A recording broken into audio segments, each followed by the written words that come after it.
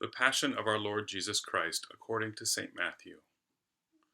One of the 12, who was called Judas Iscariot, went to the chief priests and said, "What will you give me if I betray him to you?" They paid him 30 pieces of silver. And from that moment he began to look for an opportunity to betray him.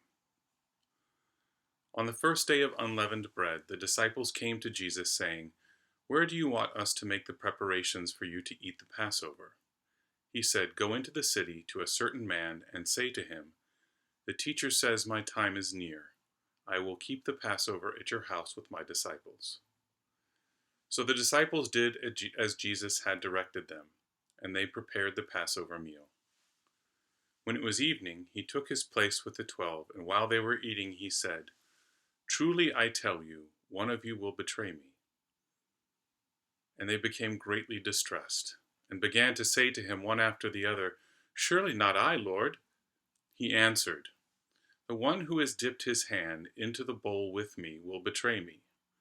The Son of Man goes as it is written of him. But woe to that one by whom the Son of Man is betrayed. It would have been better for that one not to have been born."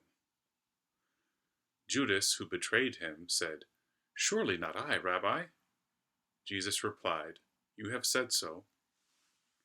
While they were eating, Jesus took a loaf of bread, and after blessing it, he broke it, gave it to the disciples, and said, "Take, eat, this is my body." Then he took a cup, and after giving thanks, he gave it to them, saying, "Drink from it, all of you, for this is my blood of the covenant, which is poured out for many for the forgiveness of sins. I tell you, I will never drink of this fruit of the vine until the day when I drink it new with you in my Father's kingdom." When they had sung the hymn, they went out to the Mount of Olives. Then Jesus said to them, "You will all become deserters because of me this night, for it is written, 'I will strike the shepherd, and the sheep of the flock will be scattered.' But after I am raised up, I will go ahead of you to Galilee." Peter said to him, "Though all become deserters because of you, I will never desert you." Jesus said to him, "Truly I tell you, this very night, before the cock crows, you will deny me 3 times." Peter said to him, "Even though I must die with you, I will not deny you." And so said all the disciples. Then Jesus went with them to a place called Gethsemane, and he said to his disciples, "Sit here while I go over there and pray." He took with him Peter and the 2 sons of Zebedee, and began to be grieved and agitated. Then he said to them, "I am deeply grieved, even to death. Remain here and stay awake with me." And going a little farther, he threw himself on the ground and prayed, "My Father, if it is possible, let this cup pass from me. Yet not what I want, what you want." Then he came to the disciples and found them sleeping, and he said to Peter, "So you could not stay awake with me 1 hour? Stay awake and pray that you may not come into the time of trial. The spirit indeed is willing, but the flesh is weak." And Jesus went away for the 2nd time and prayed, "My Father, if this cannot pass unless I drink it, your will be done." Again he came and found them sleeping, for their eyes were heavy. So leaving them again, Jesus went away and prayed for the 3rd time, saying the same words. Then he came to the disciples and said to them, "Are you still sleeping and taking your rest? See, the hour is at hand. The Son of Man is betrayed into the hands of sinners. Get up, let us be going. See, my betrayer is at hand." While he was still speaking, Judas, one of the 12, arrived. With him was a large crowd with swords and clubs from the chief of priests and the elders of the people. Now the betrayer had given them a sign, saying, "The one I will kiss is the man. Arrest him." At once he came up to Jesus and said, "Greetings, Rabbi," and kissed him. Jesus said to him, "Friend, do what you are here to do." Then they came and laid hands on Jesus and arrested him. Suddenly one of those with Jesus put his hand on his sword, drew it, and struck the slave of the high priest, cutting off his ear. Then Jesus said to him, "Put your sword back into its place, for all those who take the sword will perish by the sword. Do you think that I cannot appeal to my Father, and he will at once send me more than 12 legions of angels? But how then would the scriptures be fulfilled, which say it must happen this way?" At that hour Jesus said to the crowds, "Have you come out with swords and clubs to arrest me as though I were a bandit? Day after day I sat in the temple teaching, and you did not arrest me.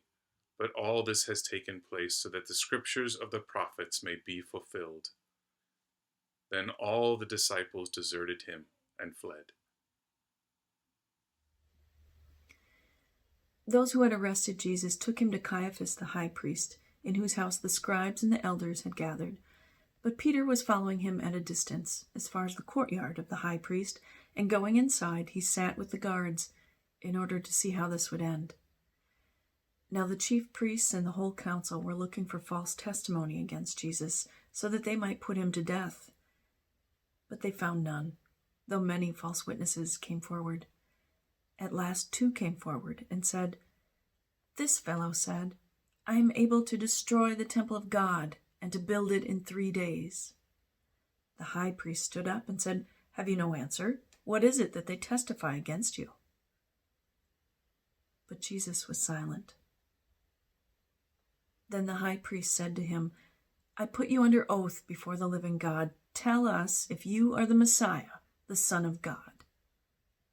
Jesus said to him, "You have said so, but I tell you, from now on you will see the Son of Man seated at the right hand of power and coming on the clouds of heaven." Then the high priest tore his clothes and said, "He has blasphemed. Why do we still need witnesses? You have now heard his blasphemy. What is your verdict?" They answered, "He deserves death." Then they spat in his face and struck him, and some slapped him, saying, "Prophesy to us, you Messiah. Who is it that struck you?" Now Peter was sitting outside in the courtyard. A servant girl came to him and said, "You also were with Jesus the Galilean." But he denied it before all of them, saying, "I do not know what you are talking about."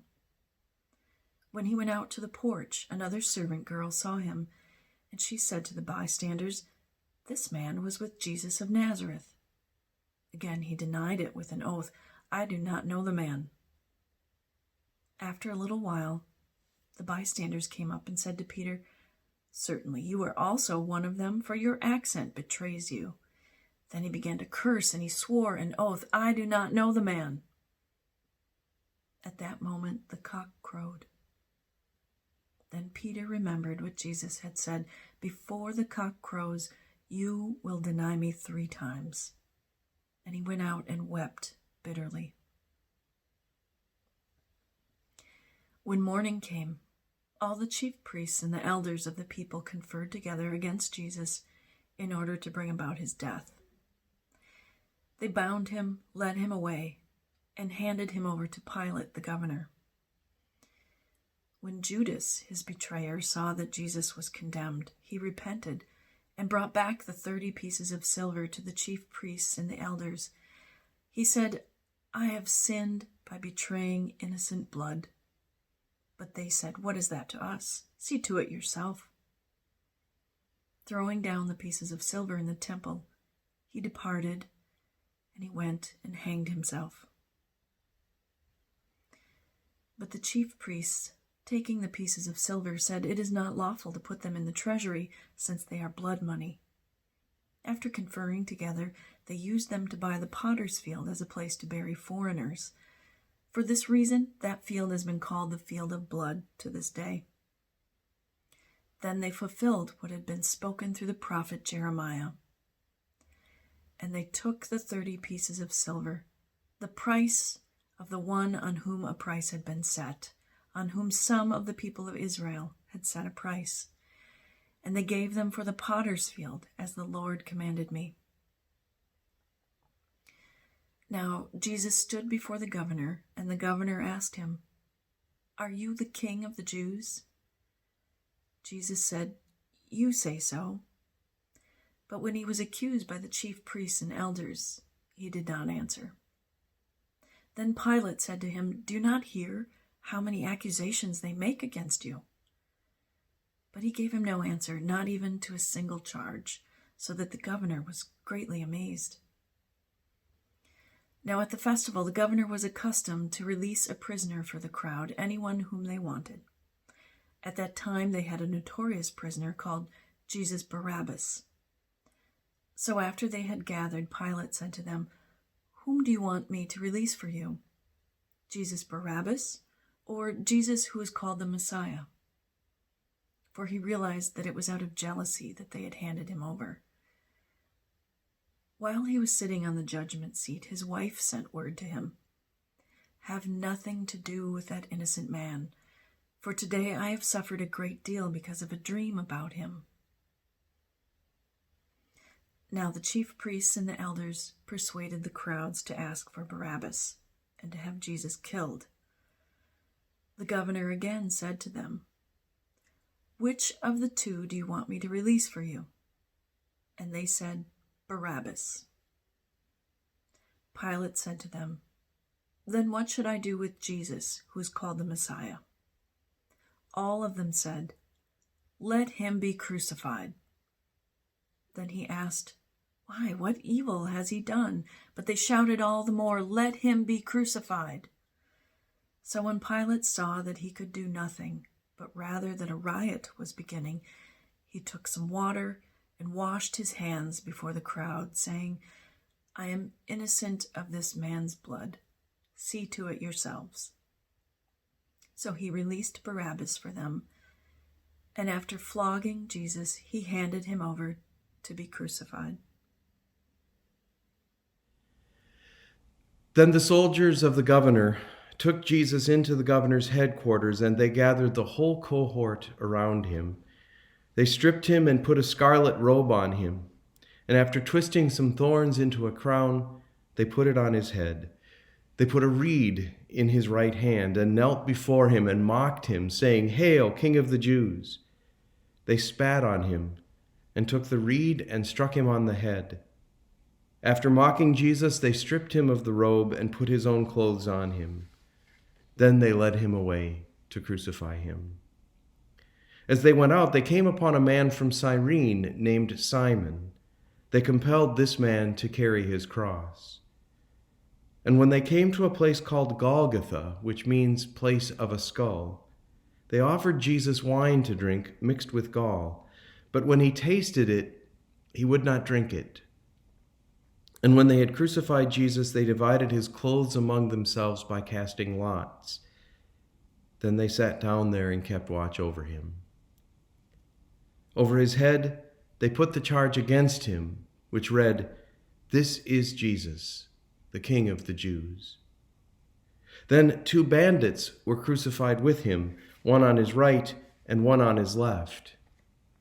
Those who passed by derided him, shaking their heads and saying, "You who would destroy the temple and build it in 3 days, save yourself. If you are the Son of God, come down from the cross." In the same way, the chief priests also, along with the scribes and elders, were mocking him, saying, "He saved others, he cannot save himself. He's the King of Israel. Let him come down from the cross now, and we will believe in him. He trusts in God. Let God deliver him now if God wants to, for he said, 'I am God's son.'" The bandits who were crucified with Jesus also taunted him in the same way. From noon on, darkness came over the whole land until 3 p.m. And about 3 o'clock, Jesus cried with a loud voice, "Eli, Eli, lama sabachthani?" That is, my God, why have you forsaken me?" When some of the bystanders heard it, they said, "This man is calling for Elijah." At once, one of them ran and got a sponge, filled it with sour wine, put it on a stick, and gave it to Jesus to drink. But the others said, "Wait, let us see whether Elijah will come to save him." Then Jesus cried again with a loud voice and breathed his last.